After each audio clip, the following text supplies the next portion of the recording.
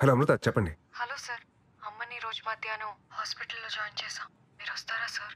ఏ hospital?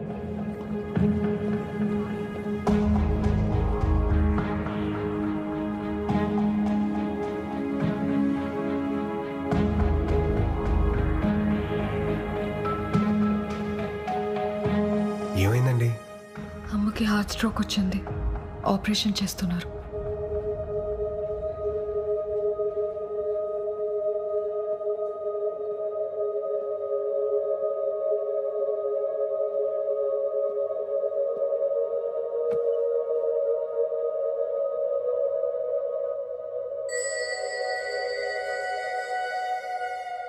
ఏం కాదులేండి, కంగారు పడకండి. డాక్టర్, పెద్దగా టెన్షన్ పడాల్సిందే లేదు. ఓ 4 రోజులు హాస్పిటల్లో ఉంటే సరిపోతుంది. మీరు మార్నింగ్ వెళ్ళి చూడొచ్చు. అలాగే డాక్టర్. ఎన్నిసార్లు చెప్పాను డాక్టర్ దగ్గరికి వెళ్దామని, విన్నావా? ఇప్పుడు చూడు ఎంత ఇబ్బంది పడ్డావు. నువ్వు లేకపోతే మేమంతా. అబ్బోయ్ నాన్న, రాత్రి నుంచి మీ మెలోడ్రామా చూడలేకపోతున్నాను. ఏం కాలేదు కదా, డాక్టర్స్ ఉన్నారు, చూసుకుంటారు. మీరు కంగారు పడకండి.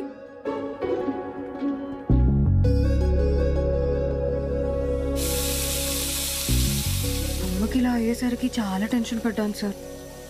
ఈ టైంలో ఏదైనా అయి ఉంటే నా ఆస్ట్రేలియా ప్రోగ్రామ్ మొత్తం పోస్ట్పోన్ అయ్యేది.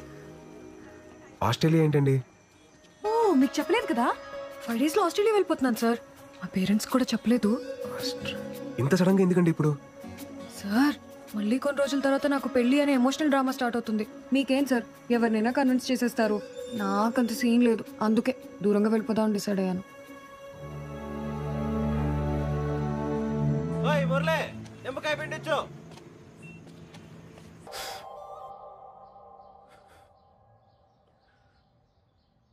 ఒంటరితనం భరించలేక మా అయ్య చనిపోవడం చూశాక భయం వేస్తుందమ్మా. నేను ఎంత పెద్ద తప్పు చేశానో నాకు అర్థమవుతుంది. నా బాధ ఏంటంటే, ఈ పెళ్ళొద్దు, ఈ ప్రేమొద్దని అంతమందిని నమ్మించగలిగినోడిని పెళ్లి చేసుకుంటే బాగుంటది, ప్రేమిస్తే బాగుంటదని ఒక్కదాన్ని నమ్మించలేకపోతాను చూడు. పిచ్చి పిల్ల మా అమృత. నేను చెప్పిందంత నమ్మి తన వాళ్ళందరినీ దూరం పెట్టి ఎక్కడికో ఆస్ట్రేలియాకి వెళ్ళిపోతుందట.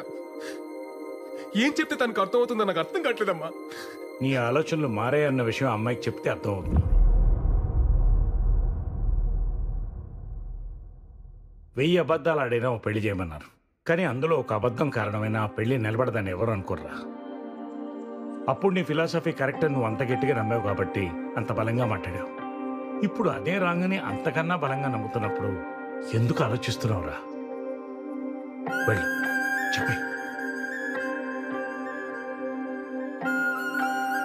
నువ్వు చెప్పింది కరెక్ట్ నానా.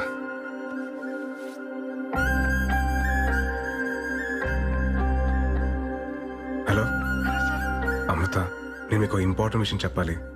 ఒకసారి కైలాసగిరికి వస్తారా? షూర్ సార్, వస్తాను. ఓకే అండి, బాయ్.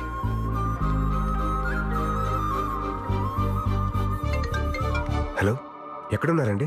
హలో తమ్ముడు. ఎవరు భయ్యా నువ్వు? రావణుడు ఫ్రమ్ లంక. అమృత ఫోన్ నీ దగ్గర ఎందుకుందిరా? నువ్వే చెప్పినావు కదేటి తమ్ముడు, రాముడు లేని టైమ్స్ సీతను ఒట్టికెళ్ళడమే కరెక్ట్ అని. ఒట్టుకొచ్చినా తమ్ముడు. తమ్ముడు, సీత జాడ కోసం ఆంజనేయ స్వామి అవసరం లే, నేను పోర్ట్ ఏరియాలోనే ఉన్నా. నువ్వు వచ్చి సీతను ఒట్టుకెళ్ళు, అప్పుడు ఒప్పుకుంటాను రాముడు అని.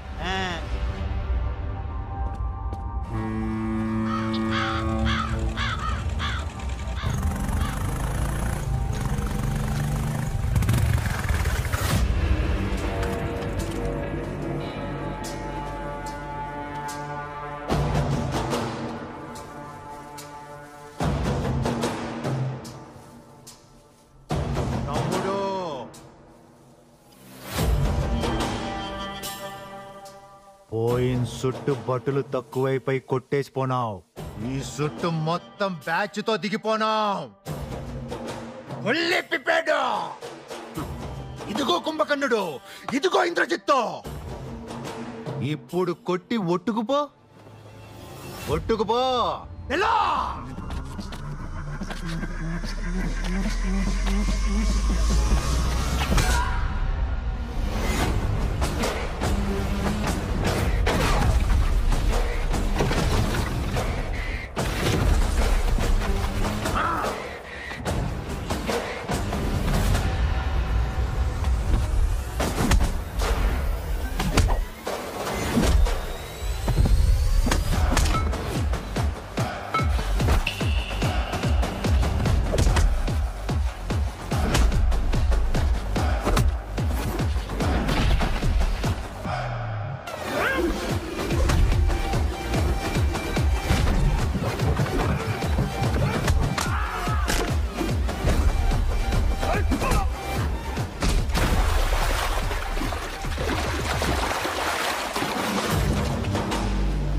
అన్ని తలకాయలు పగిలిపోయినాయి.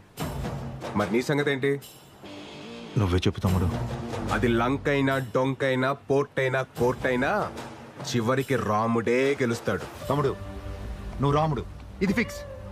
నేను ఎలా తమ్ముడు? తమ్ముడు మళ్ళీ గొప్ప క్లారిటీ ఇచ్చాడా? అదండి అదండి వెళ్దాం. మరి సీత పరిస్థితి ఏంటి? వాడెవడో రావణ్ అంటాడు, కాదంటాడు. మిమ్మల్ని అందరూ రాముడు అంటారు, అది మీకు అర్థం కాదు. ఏమంటున్నారండి? నేనే మీతో ఒక ఇంపార్టెంట్ విషయం చెప్పాలనే కదా మిమ్మల్ని కలుద్దాం అన్నాను. నేనే మీతో మాట్లాడాలని వచ్చాను. మీరు కాల్ చేయకముందు ఏం జరిగిందో మీకు తెలియాలి సార్. అన్నీ రెడీ చేసి పెట్టు. ఓకే సరే బాయ్. ఆస్ట్రేలియాకి వెళ్తున్నావు అంటగా? బ్యాంక్ మేనేజర్ ఫోన్ చేశాడు. డబ్బు కోసం లోన్కి వెళ్ళాల్సిన అవసరం లేదు. నీకెంత అవసరమో చెప్తే నేనే ఏర్పాటు చేస్తాను. నాన్న నేను ఎందుకు ఇంక నిన్ను ఇబ్బంది పెట్టను అమృత. నీకు నచ్చినట్టే చేసుకో. కానీ నాకు మీ అమ్మకి నువ్వు మాత్రమే ఉన్నావన్న విషయం మర్చిపోగా అమృత. పాపం ఆ అబ్బాయి ఏమైపోతాడు? తనకి నాకు మధ్య ఏం లేదు నాన్న. ఈ రిలేషన్స్ ఎమోషన్స్ ని చాలా స్ట్రాంగ్ గా వ్యతిరేకిస్తారు మా సార్. మీ ఇద్దరి మధ్యన ఏమీ లేకపోతే నీకింతమంది ఫ్రెండ్స్ ఉండగా అతనికే నువ్వెందుకు ఫోన్ చేశావు? ఎటువంటి ఎమోషన్స్ లేనివాడైతే ఎందుకు రాత్రంతా మన ఇంట్లో మనిషిలాగా మనతోనే ఉన్నాడు? నేను మీ అమ్మ విషయంలో ఎందుకు కంగారు పడ్డానో తెలుసా? అది లేకపోతే నా బ్రతికేంటో నా ఒక్కడికే తెలుసు కాబట్టి. ఇప్పుడు ఇదంతా నీకు మెలోడ్రామాలా ఉండొచ్చు. రేపన్న రోజున ఆ అబ్బాయి నీ పక్కన లేనప్పుడు ఆ విరితి ఏంటో నీకే తెలుస్తుంది.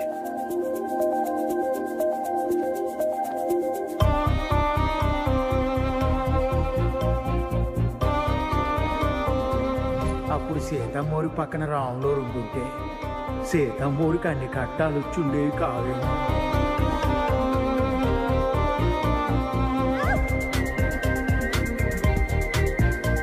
నాకెప్పుడు ఏ టఫ్ సిచ్యువేషన్ వచ్చినా అక్కడ బలి ఉంటారు. తెలుసా నీకు? Calm down. అరే నానా, నేను చెప్పేది వినరా, కొంచెం అర్థం చేసుకోరా. సినిమా చివర్లో హీరో హీరోయిన్ కలవకపోతేనే మనం ఫీల్ అవుతాం. అదే రియల్ లైఫ్ లో హీరో గానీ హీరోయిన్ గానీ లేకపోతే ఎవరికి పర్మిషన్ ఇవ్వక్కలేదురా, మనకి మనమే హర్ట్ అయిపోతాం. శ్లోకం నంబర్ 35. మీరు సృష్టి ధర్మాన్ని సృష్టి ధర్మమే. సృష్టి ధర్మం దగ్గరికే వస్తున్నాను. ఆ రోజు మూర్తన ఇంటర్వ్యూలో ఏమన్నాడు? 2 పక్షులు, 2 పావులు, 2 జీవాలు సంగమంలో ఉంటున్నాయి అన్నారు.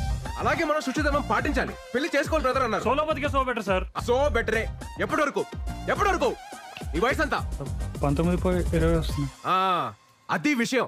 30 దాటిన తర్వాత ఒక 7th క్లాస్ కుర్రాడు అంకుల్ అంకుల్ అని పిలిస్తే ఎలా ఉంటుంది తెలుసా? ఒక ఏజ్ బారైన aunty hi baby I want to marry you అంటే ఎలా ఉంటుంది తెలుసా? నువ్వు నమ్మిన ఫిలాసఫీ నీకు శత్రువు అయితే ఎలా ఉంటుందో తెలుసా? అది కాదురా నాన్న, సొంత ఎక్స్పీరియన్స్ తో చెప్తున్నాను రా, నన్ను నమ్మండి రా. సోలో బ్రతికే సో బెటర్ కాదు, సో బోరింగ్. ఏం నమ్మట్లేదా? నమ్మరా? సరే, మీరందరూ ఇప్పటికీ కన్విన్స్ అవ్వకపోతే ఎందుకు లవ్ చేయాలి, ఎందుకు పెళ్లి చేసుకోవాలని 108 శ్లోకాలతో ఇంకో పుస్తకం రాస్తాను. అప్పుడన్నా కన్విన్స్ అవుతారా? ఎప్పుడు రాస్తారు సార్?